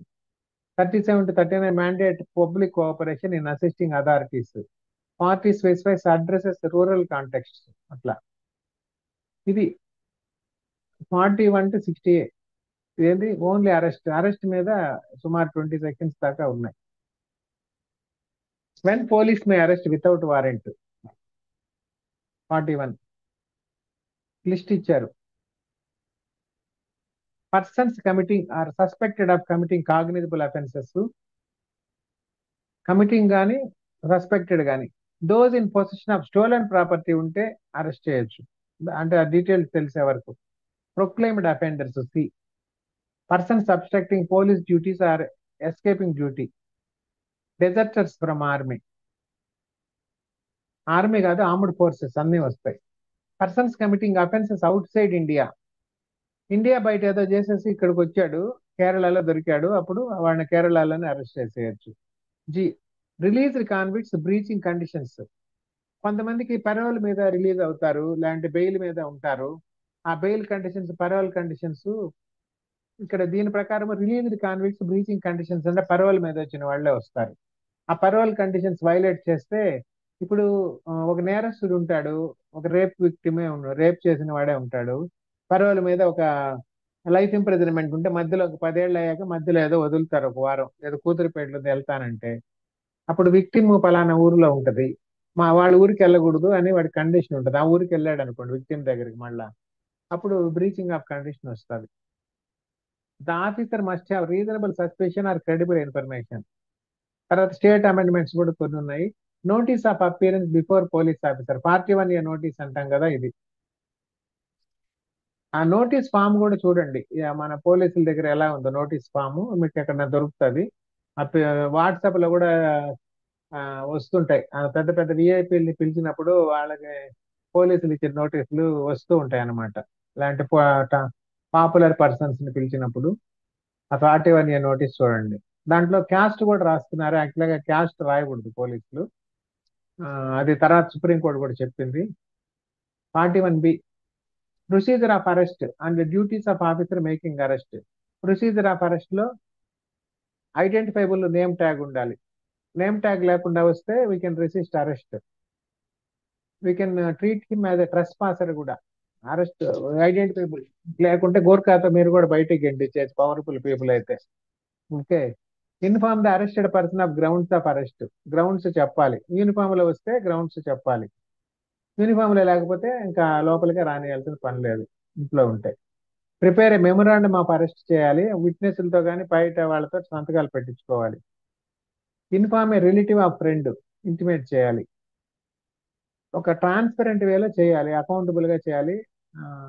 Without any bias చేయాలి. Okay. 41 C. C for control room అనుకోండి. District లెవెల్లో state లెవెల్లో control rooms ఉండాలి. Arrest చేసిన officer జిల్లా control room కి intimate చేయాలి. జిల్లా అధికారులకి వాళ్ళు కంట్రోల్ రూమ్ లో డిస్ప్లే చేయాలి ఈ పర్సన్స్ ని ఈ రోజు అరెస్ట్ చేసాము అని. అలా మీరు ఎగ్జామ్ అయ్యాక అబ్జర్వ్ చేయండి ఆ కంట్రోల్ రూమ్స్ ఉన్నాయా లేదా ఎక్కడైనా. 41 డి డిఫెన్స్ అనమాట. D for defence, C for control గుర్తుపెట్టుకోండి. ఓకే. బి ఫర్ బ్యాడ్జ్ అనుకోండి. ఓకే. 41 మీకు ఎలాగో తెలుసు. B for badge. పోలీసులు ప్రాపర్ బ్యాడ్జ్ ఉండాలా. బి ఫర్ బేరింగ్ అని ఉంది కదా. Bear and identifiable mark. Bear badge. Police మీకు ఫారిన్ కంట్రీస్ లో బ్యాడ్జ్ అంటారు. అమెరికాలో ఆ బ్యాడ్జ్ ఉంటేనే అతను పోలీస్ ఆఫీసర్ డ్యూటీలో ఉన్నట్టు. బ్యాడ్జ్ లేకుంటే లేనట్టు. 41 B. So B for badge, C for control room, D for defence. Right of arrested person to meet advocate of his choice during interrogation. 42 arrest on refusal to give name and residence. Name and residence చెప్పకపోతే పోలీసులు can arrest చేయొచ్చు. 43 ఇది important section, చాలా సార్లు అడుగుతారు. ఇది private person arrest చేయొచ్చు. ఎప్పుడు అరెస్ట్ చేయొచ్చు ఇచ్చారు, ఎప్పుడు పడితే అప్పుడు కాదు. To arrest someone committing a non bailable. అప్పుడు చేస్తున్నప్పుడు ఇలాంటి చేసిన వెంటనే. And non bailable and cognizable offence or a proclaimed offender. Offence చేస్తున్నప్పుడు ఇలాంటి చేసిన వెంటనే or a proclaimed offender. And deliver them to a police officer without delay. The police then follow CrPC procedures. అది అరెస్ట్ బై మ్యాజిస్ట్రేట్. మ్యాజిస్ట్రేట్ కూడా similar గా arrest చేయొచ్చు. Magistrate అయితే any offence కి అరెస్ట్ చేయొచ్చు. ప్రైవేట్ పర్సన్ అయితే only ఈ కొన్నిటికే.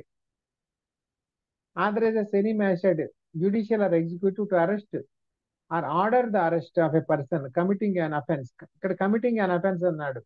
ఇక్కడ committing non bailable and cognizable offence అన్నారు. Okay. In their presence, within their jurisdiction. వాళ్ళ జ్యూరిస్డిక్షన్ లో వాళ్ళ ప్రెజెన్స్ లో చేయాలి. ఇప్పుడు ఆయన వేరే జ్యూరిస్డిక్షన్ లో ఇంట్లో ఉన్నాడు. హైదరాబాద్ లో మల్టిపుల్ జ్యూరిస్డిక్షన్స్ ఉంటాయి. ఆ జడ్జి గారు బంజారా హిల్స్ లో ఉన్నారు. ఆయన జ్యూరిస్డిక్షన్ కాచు కూడా ఉంటది. అప్పుడు ఆయన చేయలేడు జనరల్ గా దీని ప్రొవిజన్ ప్రకారం. ఒకవేళ వాళ్ళ జ్యూరిస్డిక్షన్ లోనే ఉంటే చేయవచ్చు. అది the arrested person is then. ఒక సినిమాలో చూపించారు మనకి. ప్రతిఘటన అనే సినిమాలో విజయశాంతికి నడి రోడ్లో బట్టలు తీసేస్తుంటారు. ఆ జడ్జి గారు కూడా ఇంట్లో చూసి కలిపేసుకుంటాడు అనమాట. So as per CrPC provision జడ్జికి కూడా అరెస్ట్ పవర్ ఉంది. ఒకవేళ ఆయన అదే జ్యూరిస్డిక్షన్ లో ఉంటే, నేరం జరుగుతుంటే, ఆయన జ్యూరిస్డిక్షన్ లో జరిగితే he has the power to arrest or order his arrest. అది 45 protection of members of armed forces. Armed forces కి ప్రొటెక్షన్ ఉంది. Prohibits arrest of armed forces without government, central government intimation చేయరు. కన్సెంట్ ఉండాలి. అది arrest how made అంటే simple గా least power వాడాలి. అది అక్కడ హౌ మేడ్ అన్నారు. 47 search of place entered by person sought to be arrested. వాడు ఎక్కడ దూరాడు అనుకోండి, అక్కడ సెర్చింగ్ పవర్స్ ఇచ్చారు. వెళ్ళిన వాళ్ళు ఆ ఓనర్స్ వాళ్ళని పర్మిట్ చేయాలి. 48 pursuit of offenders into other జ్యూరిస్డిక్షన్స్. వాడు వేరే జ్యూరిస్డిక్షన్ లోకి వెళ్ళిపోతే ఆయన వదిలేయాల్సిన పని లేదు. ఇక్కడ నుంచి వెళ్ళిపోయాడు విజయవాడ నుంచి, ఇప్పుడు తెలంగాణలో ఎంటర్ అయిపోయాడు. అక్కడికి వెళ్ళి కూడా వాళ్ళని పర్సూ చేసి పట్టుకోవచ్చు. కానీ అక్కడ లోకల్ వాళ్ళకి ఇంటిమేట్ చేయాలి just for the name sake. ఇప్పుడు వచ్చిన వాళ్ళు పోలీసుల కిడ్నాపర్తో తెలియాలి కదా, అందువల్ల లోకల్ పోలీసు కూడా కొంత నాలెడ్జ్ ఉండాలి. No unnecessary restraint. 49 అన్నెసరీగా వాళ్ళని రిస్ట్రైంట్ చేయకూడదు. ఇప్పుడు వాడు వచ్చి నువ్వు పోలీస్ స్టేషన్ కదా పోదా ఉన్నాడు, వచ్చేసాడు, జీప్ ఎక్కాడు, మళ్ళీ వాడికి బేడీలు చైన్లు ఇలాంటి కాళ్ళు చేతులు కట్టి వెనకాల డిక్కీలా పడేయడం అలాంటివన్నీ చేయకూడదు. No unnecessary restraint. 50 person arrested to be informed of grounds. Arrest చేసిన అతను కూడా గ్రౌండ్స్ చెప్పాలి, ఇంట్లో వాళ్ళకే కాదు. 58 obligation of persons making arrest to inform about the arrest to a nominated person. అతనికి చెప్పాలి, ఒక నామినేటెడ్ పర్సన్ కూడా చెప్పాలి. 58 వాళ్ళు మేము చెప్పామండి చేయలేదండి అంటారు. అప్పుడైతే ఎవరినైతే అరెస్ట్ చేశారో మనం కూడా పోలీసులకి రైటింగ్ లో దిస్ పర్సన్ మేము నామినేట్ చేశాము, ఇతనికి ఇంటిమేట్ చేయాలి మీరు రైటింగ్ లో వాట్ ఎవర్ దీస్ థింగ్స్ అని కూడా అడగొచ్చు ఫర్దర్ గా. సెర్చ్ ఆఫ్ అరెస్టెడ్ పర్సన్, అతను అరెస్టెడ్ పర్సన్ కూడా కొన్ని వెపన్స్ ఉండొచ్చు, దొంగతనం చేసిన ఆర్టికల్స్ ఉండొచ్చు, లేకుంటే సమ్ అదర్ థింగ్స్ ఉండొచ్చు. అతను బ్లాక్ మెయిల్ చేసేవాడు అయితే వాడి దగ్గర కొన్ని ప్రూవ్ అట్లాంటి రిస్ట్రిక్టెడ్ డాక్యుమెంట్స్ ఉండొచ్చు, అవన్నీ వాళ్ళు తీసుకోవచ్చు. Power to seize offensive weapons ఉంటే వెపన్స్ తీసుకోవచ్చు.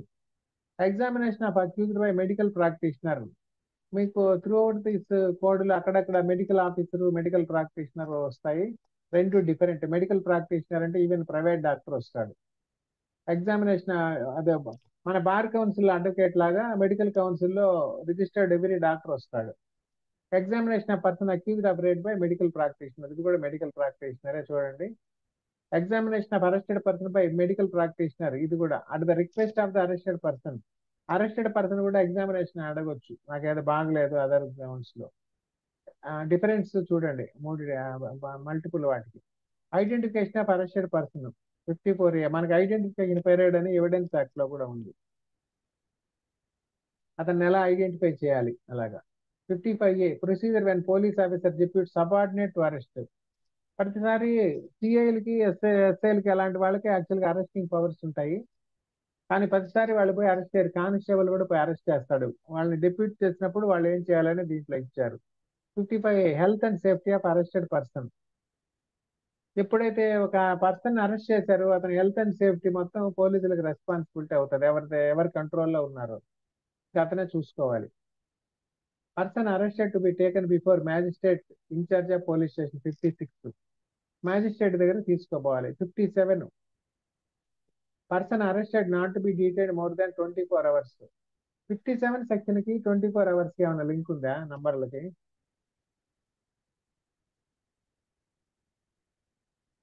ఈ నంబర్ కి 57 కి 24 కి లింక్ ఏమైనా ఉందా?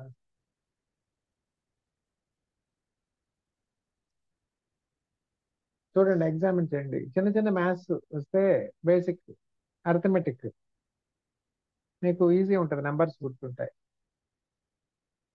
ఎవరు చూడట్లేదా?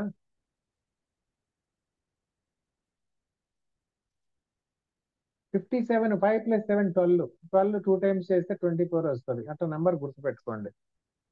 58 పోలీస్ టు రిపోర్ట్ అప్రహెన్షన్స్, పోలీసులు ఇంతకు ముందు కూడా ఉంది, మళ్ళా రాటిఫై చేశారు. పోలీసులు అరెస్ట్ చేస్తే ఇంటిమేట్ చేయాలి, ఎవరెవరికి ఇంటిమేట్ చేయాలని ఉన్నారు. Mandates officers in charge of police station report all warrantless arrest to the DM district magistrate or SDM sub divisional magistrate. Injury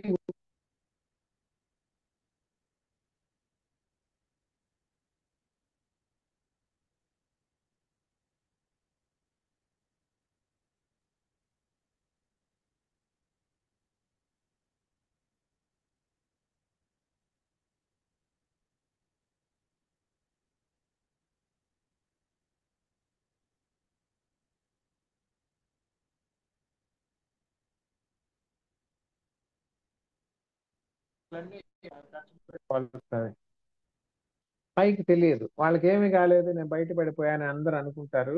లక్షలు లక్షలు ఖర్చు పెట్టుకోతే వాళ్ళు బయటపడలేరు, ఒక రిటర్న్ కంప్లైంట్ వెళ్తే కొంచెం బేసిక్ ఎవిడెన్స్ దొరికినా కానీ. సో అందుకని ఏంటంటే కేర్ఫుల్ గా ఉండాలి ఎవరైనా కూడా, పోలీసులు కూడా ఇలా తప్పులు చేసేటప్పుడు. Discharge of person apprehended, apprehended అంటే అరెస్టెడ్ పర్సన్, అతను డిశ్చార్జ్ ఎప్పుడు చేయాలి? prohibits the discharge of an arrested person except by order of magistrate on bail or under the officer in charge authority ensuring formal release procedures are followed. అప్పుడు వాడు వచ్చాడు MLA చెప్పాడు వదిలేసామండి అని చెప్పకూడదు, దాని ప్రొసీజర్ ఫాలో కావాలి. మ్యాజిస్ట్రేట్ చెప్పాలి, అంటే బెయిల్ మీద ఇవ్వాలి, అలాంటి స్టేషన్ బెయిల్ ఉండాలి, లేదా డ్యూ ప్రాసెస్ ఉండాలి. లేదా ఎంపీలు ఎమ్మెల్యేలు మినిస్టర్లు చెప్తే వదిలేసామంటే అది కుదరదు, వాళ్ళకి ఎటువంటి పవర్స్ లేవు ఎమ్మెల్యేలకి ఎంపీలకి ఇంటర్ఫియర్ కావడానికి. వాళ్ళు నోటి మాటలు ఏవైనా చెప్తారు, ఇరుక్కునేది మాత్రం వీళ్ళే తప్పు చేస్తే. Power and escape to pursue and retake, escape అయినప్పుడు పర్స్యూ అండ్ రీటేక్ పవర్స్ ఉన్నాయి వీళ్ళకి. ఇంకోటి 60A నొక్కి వక్కాణించారనమాట, arrest to be made strictly according to this code అని ఇచ్చారు. అది అర్థమైందా? ఇంతవరకు మనం చూసాము. సో అవి చాలా ఇంపార్టెంట్ సెకండ్స్ బిగినింగ్ లోని అలా కంటిన్యూ చేసాం అనమాట. 60 ఇంతవరకు అయింది కదా. తర్వాత next chapter 6, process to compel appearance 6. 61 to 90 sections ఉన్నాయి. Legal mechanism to ensure the presence of the accused దీంట్లో ఉన్నాయి. Summons, warrants, proclamation and attachment and other rules అని ఉన్నాయి. Okay, first summons 61. Forms of summons ఏ forms లో ఉంటాయి? Specifies that every summon issued under CrPC must be in writing. Summons అంటే judge గారు summons ఇచ్చారని కోర్టు నుంచి ఫోన్ చేసి చెప్తారా, వాట్సాప్ మెసేజ్ పెడతారా? Must be in writing. In duplicate. మామూలు సివిల్ కేసుల్లో నోటీసులు సూపరింటెండెంట్ సంతకం పెట్టొచ్చు, చూసుంటారు మీరు. సివిల్ కేసు నోటీస్ కి, క్రిమినల్ కేసు సమన్స్ కి చూడండి, అవే మైన్యూట్ డిఫరెన్స్లు. సివిల్ కేసెస్ లో సూపరింటెండెంట్ పలాంటిది మీ వాయిదా ఉంది రండి అని పిలవచ్చు, పిలిస్తే. కానీ ఇక్కడ మాత్రము ప్రిసైడింగ్ ఆఫీసరే సంతకం పెట్టాలి, అంటే జడ్జి పెట్టాలి. Or an authorised officer and bear the court's seal. Court seal కూడా ఉండాలి. మీరు ఏదైనా క్రిమినల్ వాటిల్లో మరి సమన్స్ జడ్జి గారు పెట్టారా, మరి సూపరింటెండెంట్ ఎవరైనా పెట్టారా చూడండి. It must clearly state the details required to someone A person to appear in court. దాంట్లో రమ్మని, ఎప్పుడు రమ్మనాలి, డే టు టైం అన్ని మెన్షన్ చేయాలి, ఎందుకు పిలిచారని కూడా బేసికల్ గా. Next summons house served. Summons ఇచ్చారు, జడ్జి గారు తయారు చేశారు, రెడీగా ఉంది కాగితం, అది ఎలా సర్వ్ చేయాలి? It must be served personally by delivering or tendering a copy to the summoned persons. Personal గా సర్వ్ చేయొచ్చు, బై పోలీస్ ఆఫీసర్ సర్వ్ చేయొచ్చు, కోర్టు ఆఫీసర్, కోర్టు వాళ్ళు సర్వ్ చేయొచ్చు, ఆర్ అదర్ పబ్లిక్ సర్వెంట్, లేదా వేరే అదర్ పబ్లిక్ సర్వెంట్ కూడా చేయొచ్చు. ఇప్పుడు కొన్ని ఇంటీరియర్ ప్లేసులు ఉంటాయి, ఏజెన్సీ ఏరియాస్, విశాఖపట్నం, అక్కడికి ఒక పోలీస్ స్టేషన్ కూడా ఉండదు దగ్గరలో. ఎవరు సర్వ్ చేస్తారంటే అక్కడ ఎవరో విఆర్ఓను ఎవరో ఉంటారు, పబ్లిక్ సర్వెంట్, వాళ్ళకి పంపించి వాళ్ళ ద్వారా కూడా సర్వ్ చేయొచ్చు. If personal service not feasible, alternative methods are prescribed in subsequent sections. Alternative methods కూడా ఉన్నాయి. ఇది పాత పద్ధతులు. ఇప్పుడు ప్రెసెంట్ అంతా బై పోస్టే వెళ్తుంది sometimes. Service of summons on corporate bodies and societies. Corporate bodies and societies లో సమన్స్ ఎవరికి ఇస్తారు? దానికి ఆథరైజ్డ్ పర్సన్ కే ఇస్తారు జనరల్ గా. Allow summons to be served on corporate bodies or societies by delivering it to an authorised representative or by registered post. Authorised representative కానీ registered post కానీ పంపిస్తారు. అడ్రస్ టు ద, ఎక్కడికి address పెట్టాలి? Principal office within India. వాళ్ళ corporate office ఏదో అక్కడికే పంపిస్తారు general గా. If service is not possible, it may be affixed to a conspicuous place. Service possible కాదు, అప్పుడు బయటకు conspicuous part of the office premises, అప్పుడు ఆ బిల్డింగ్ వెనకాల అతికిస్తారు కదా. కాన్స్పిక్యూస్ పార్ట్ అంటే ఫస్ట్ ఫ్రంట్ సైడ్ నియరెస్ట్ గా అంటించాలి. అది service when person summoned cannot be found. Summon చేశారు, జడ్జి గారు పిలిచేశారు, సరిపోతుందా? వాడు దొరకాలి కదా. అప్పుడు జడ్జిల మీద కామెంట్ చేసిన కేసెస్ లో పోలీసులు కూడా మాకు ఆళ్లే కనపడలేదని చెప్తున్నారు. అప్పుడు ఏం చేయాలి? The summons the person cannot be found, వాడు కనపడలేదు. The summons may be served by leaving a copy with an adult male family member residing with them. అప్పుడు వాళ్ళ ఇంట్లో ఎవరైనా అడల్ట్ మెంబర్ ఉంటే, వాళ్ళ అబ్బాయిలో పేరెంట్స్ ఉంటే, అడల్ట్ పర్సన్ ఉంటే ఇవ్వచ్చు, లేడీస్కి ఇవ్వకూడదు, సర్వెంట్స్కి కూడా ఇవ్వకూడదు. అది సివిల్ లాలో కూడా ఉంది, సర్వెంట్స్కి ఇవ్వకూడదు. If no such person is available, alternative methods are provided. సర్వెంట్కి ఇచ్చారు. ఇలా ఒక కేసు జరిగింది. ఒక కేసులో వాళ్ళు సమన్స్ ఇచ్చారు, మేబీ సివిల్ కేసు, అది సంథింగ్ నోటీస్ వచ్చింది. వాళ్ళు ఏం చేశారంటే ఆ ఇంట్లో ఎవరో వాళ్ళ ఫ్రెండ్ ఉంటే ఆయనకి ఇచ్చిపోయారు. ఆయన ఈయన అనుకొని ఇచ్చేసి వెళ్ళిపోయారు, సంతకం పెట్టాడు. ఆయన మళ్ళీ ఇతనికి పంపించాడు, ఒరిజినల్ ఇచ్చిపోయారు. తర్వాత వాళ్ళు వచ్చి రిక్వెస్ట్ చేసి మేము రాంగ్ ఇచ్చామండి అని వెనక్కి తీసుకున్నారు మళ్ళా. సో రాంగ్ సర్వీస్ అవుతుంది. ఆ కన్సర్న్ పర్సన్కి ఇవ్వాలి, ఇలాంటి వాళ్ళ ఇంట్లో వాళ్ళకి ఇవ్వాలి. Procedure when service cannot be affected as before provided. ఇంతకుముందు చెప్పినట్టు కూడా అవ్వలేదు, అప్పుడు నెక్స్ట్ ఏంటి? ఇప్పుడు 60 to 64 ప్రకారం వరకు అవ్వలేదంటే may be affixed to a conspicuous part of the person's usual residence. వాళ్ళ ఇంటికి యూజువల్ రెసిడెన్స్ ఉంటాయి. ఒక పర్సన్ కి రెసిడెన్సే కానీ యూజువల్ రెసిడెన్స్ ఉంటుందా? ఇప్పుడు విజయ్ మాల్యా అలాంటి వాళ్ళకి ప్రతి సిటీలో ఒక 10 cities లో ఇల్లు ఉంటాయి. సో వాళ్ళ యూజువల్ రెసిడెన్స్ ఎక్కడో ఒక దగ్గర ఉంటుంది. కొంతమంది ఎమ్మెల్యేస్ ఎంపీస్ కి ఢిల్లీలో ఇళ్ళు ఉంటాయి, క్యాపిటల్ సిటీలో ఉంటాయి, వాళ్ళ ఊర్లో ఉంటాయి. ఆయన ఎక్కడ యూజువల్ రెసిడెన్స్ అక్కడ. అట్లా అంటే ద లాస్ట్ నోన్ రెసిడెన్స్ ఇంతకుముందు ఎక్కడున్నాడు అక్కడ. In certain cases publication in news paper may be required. ఒక్కోసారి విజయ్ మాల్యా లాంటి వాళ్ళు లేరే అనుకోండి, అప్పుడు న్యూస్ పేపర్ లో కూడా వేయాల్సి వస్తుంది, ఆయన ఎక్కడున్నాడో తెలియలేనప్పుడు. తర్వాత service and government servant. Government అధికారి ఉంటే ఒక లక్ ఉంది ఇక్కడ. ఆ నేరంలో భాగం ఉన్నాడు, ఇందాక చెప్పాను బ్యాంక్ మేనేజర్, ఆయన మీద సిబిఐ వాళ్ళు ఎఫ్ఐఆర్ కట్టారు. ఇంకా ఆయన డ్యూటీలోనే ఉన్నాడు, సస్పెండ్ అయి ఉన్నాడు అంతే. But still is government servant అనమాట. Summons is sent to the head of the office. ఆయనకి ఎక్కడ జీతం ఇస్తున్నారో అధికారి ఉంటాడు, హెడ్ ఆఫ్ ఆఫీసు, ఆయనకి ఇస్తాడు. ఆయనకి ఇంకా సర్వీస్ చేయాల్సిన బాధ్యత ఈయన చూసుకుంటాడు. జీతానికి వచ్చినప్పుడు బాబు ఏదో జీతం ప్లస్ బోనస్ గా నీకు సమ్మన్స్ కూడా వచ్చి తీసుకొని ఇస్తారు. Who must ensure delivery to the servant and return and acknowledgement to the court. ఆయన ఇచ్చేస్తే సరిపోదు, ఆయన దగ్గర అక్నాలెడ్జ్మెంట్ తీసుకొని మళ్ళీ కోర్టుకు పంపించాలి. Service of summons out side local limits. అప్పుడు ఆ కోర్టు విజయవాడ ఉంది, అంతవరకు సర్వీస్ ఓకే. ఇప్పుడు అతను అసలు స్టేట్ లో కూడా లేదు, ఎక్కడ వేరే దగ్గర ఉన్నాడు, అప్పుడు ఎలాగా? If the summoned person is outside the issuing court's jurisdiction, the summons is sent to a magistrate. అక్కడ లోకల్ మ్యాజిస్ట్రేట్ కి పంపించాలి, అదే అక్కడ ఇచ్చారు. Okay. 68 proof of service in such cases and when serving officer not present. Proof of service in such cases and serving officer not present. ఈ summons చాలా important, ఎందుకంటే అతను కోర్టుకు రావాలి, కోర్టుకు వచ్చాక కేసు బిగిన్ అవుతుంది. సమన్స్ సర్వ్ కాకుండా రావాల్సిన పని లేదు. కొంతమంది అడుగుతారు నా మీద కేసు అయిందండి ఏం చేయాలని, అప్పుడు అడ్వకేట్ చెప్తుంటాడు మీకు సమన్స్ సర్వ్ అయిందా, అఫీషియల్ గా ఇంటికి వచ్చిందా. సమన్స్ సర్వ్ అయితే రండి, సర్వ్ కాకుంటే రావాల్సిన పని లేదు, వచ్చేదాకా వెయిట్ చేయండి అని చెప్తుంటారు.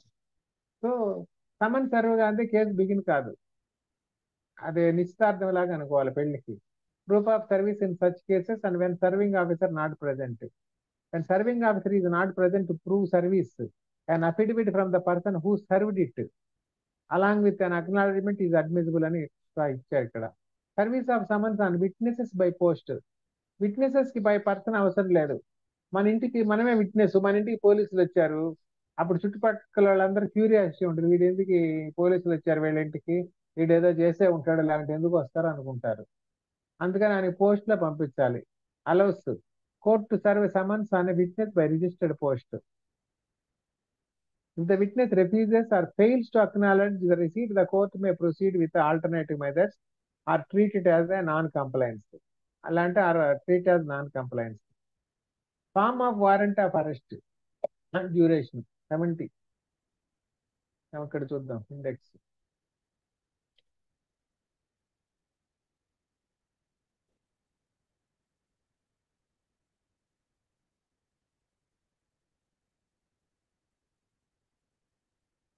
ఇక్కడ మనం చూసాం కదా summons A 61 to 69. B warrant of arrest ఎంతవరకు ఉన్నాయి, 70 నుంచి 81 వరకు ఉన్నాయి. Specifies that a warrant of arrest must be in writing. Warrant కూడా రైటింగ్ లోనే ఉండాలి. Signed by the PO, bear the court seal and includes details like persons to be arrested and the offence. ఎవరిని arrest చేయాలో అతని పేరు ఉండాలి clear గా. The person to be arrested and the offence, ఆ నేరం పేరు కూడా ఉండాలి. వాడు దొంగతనం చేశాడా, మర్డరా, రేపు అనేది ఆడ క్లియర్ గా ఉండాలి, ఆ సెకండ్స్ ఏదో ఉండాలి. ఆ పర్సన్ టు బి అరెస్టెడ్ అతని పేరు చాలా పర్ఫెక్ట్ గా రాయాలి, అతని పేరు ఏముందో అదే రాయాలి. ఏ మాత్రం కొంచెం స్పెల్లింగ్ లో అటు ఇటు ఉన్నా ప్రాపర్ గా లేకుండా కొంచెం కన్ఫ్యూజింగ్ గా ఉన్న, వెంకటేశ్వరరావు కాకపోతే వెంకటేశ్వర్లు అన్నాడు, వెంకటేశ్వరరావు ఉన్నాడు, వెంకటేశ్వర్లు ఉన్నాడు. ఇలాంటి ఆ ఊర్లో ఒక 6 మంది వెంకటేశ్వరరావులు ఉంటారు. ఇంటి పేరు సన్నాఫాయి కూడా రాయాలి, మీ వెళ్ళైతే అడ్రస్ కూడా. Okay. 71 power to direct security to be taken. allows a court to issue a warrant to direct that arrested person to be released on bail or bond upon providing security, specifying the amount and conditions of in the warrant. ఇక్కడ arrest warrant ఇచ్చిన cases లో ఇది normal cases లో కాదు. Arrest warrant ఇచ్చినప్పుడు అతనికి ఏదో security ఇచ్చి ఎలా విడిపించాలని ఇక్కడ ఇచ్చారు. Warrants to whom directed. A warrant is typically directed A police officer. Police officer serve చేస్తారు, దాన్ని ఇంప్లిమెంట్ చేస్తారు. If address to multiple persons, any one of them May execute it and it may be executed by all if necessary. ఒక court వాళ్ళు ఒక arrest warrant ఇచ్చారు ఒక person కి. ఒక సింగిల్ వారెంటే కాదు, అతను ఎక్కడున్నాడు ఇండియాలో తెలియదు, ఇలాంటి మల్టిపుల్ ప్లేసెస్ లో ఉన్నాడు అని వాళ్ళకి డౌట్ ఉంది. అప్పుడు ఆ సెలెక్టెడ్ పోలీస్ స్టేషన్స్ అందరూ కూడా పంపిస్తారు, ఎవరైనా దాన్ని ఎగ్జిక్యూట్ చేయొచ్చు. తర్వాత అందరూ కూడా దాన్ని ఎగ్జిక్యూట్ చేయొచ్చు, ఒకరైనా చేయొచ్చు. అందరూ అంటే ఒక్కోసారి ఆ వారెంట్ లో 10 మంది మీద కూడా ఒకే వారెంట్ ఉండొచ్చు ఒక్కోసారి. అది ప్రాక్టికాలిటీ ఎలా ఇస్తారో చూడాలి. ఒకవేళ కామన్ వారెంట్ ఉందనుకోండి, అప్పుడు కొందరు ఒక దగ్గర అరెస్ట్ చేయొచ్చు, కొందరు ఇంకో దగ్గర అరెస్ట్ చేయొచ్చు. అలాగా. తర్వాత ఈ అరెస్ట్ వారెంట్ ఉంది కదా, వారెంట్, దీనికి టైం లిమిట్ ఎంత వరకు ఉంటుంది? ఎప్పుడు అది మురిగిపోతుంది warrant?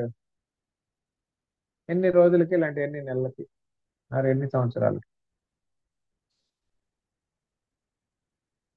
Limitation period of warrant.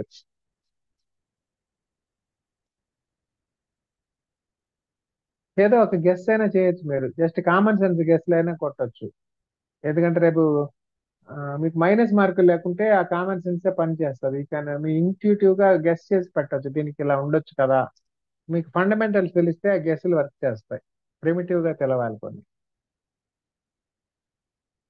Warrant కి ఎలా మినిమం పీరియడ్ అంటే ఏముండదు, అన్లెస్ మళ్ళీ ఆ జడ్జి ఆ వారెంట్ విత్డ్రా చేసేదాకా కూడా వారెంట్ పవర్స్ లో ఉంటది. అది let it be 1 month, 1 year or 10 years.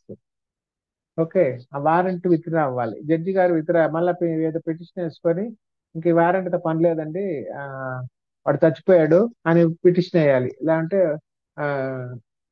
వాడు దొరికాడండి ఆల్రెడీ అని వేయాలి. ఇలాంటి ఇంకా ఆల్రెడీ ఇంకో కేసులో జైల్లో ఉన్నాడండి, అక్కడ ఉంది, ఇంకా అరెస్ట్ చేయాల్సిన పని లేదని చెప్పొచ్చు. అప్పుడు ప్రతి పీటీ వారెంట్ ఏదో వేసుకోవాలి వాళ్ళు. అలాగే 73, warrant may B directed to any person. Permits the court to direct a warrant to any person, not just police, for the arrest of an absconding person. Absconding person arrest చేయడానికి theoretical గా ఇచ్చింది, పోలీసే కాదు ఎవరైనా arrest చేయని ఇచ్చారు. ఇక్కడ warrant directed to police officer ఇచ్చినప్పుడు ఏమిటి? Notification off substance of warrant. Warrant లో ఏముండాలి? Require the executing officer to notify the arrested person of warrant substance. వాడిని అరెస్ట్ చేశారు, దొరికాడు, అండ్ వారెంట్ లో ఉన్న కండిషన్స్ చెప్పాలి, వాడికి వారెంట్ చూపించాలి.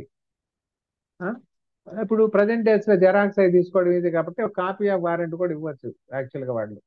ఇలా అంటే షో వారెంట్ అనే ఉంది ఇక్కడ యాక్చువల్ గా. దీంట్లో సబ్సీక్వెంట్ రూల్స్ ఏమైనా ఉంటే, రూల్ ప్రొవిజన్ ఉంటే ఇవ్వచ్చు కాపీ కూడా. Person arrested to be brought before court without delay. Arrest చేశాక వాడు ఎక్కడ కాశ్మీర్ లో దొరికాడు, వీళ్ళు పోయారు, తంటాలు పడ్డారు, ఒక నెలంతా తిరిగారు, దొరికాడు.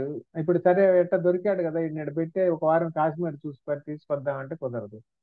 To be brought before court without delay. And then mandates that a person arrested under a warrant be brought before the issuing court or nearest court without unnecessary delay, subject to bail provisions. ఒకవేళ వాడికి bail ఉంటే nearest court అక్కడే పెట్టి bail ఇచ్చేయచ్చు.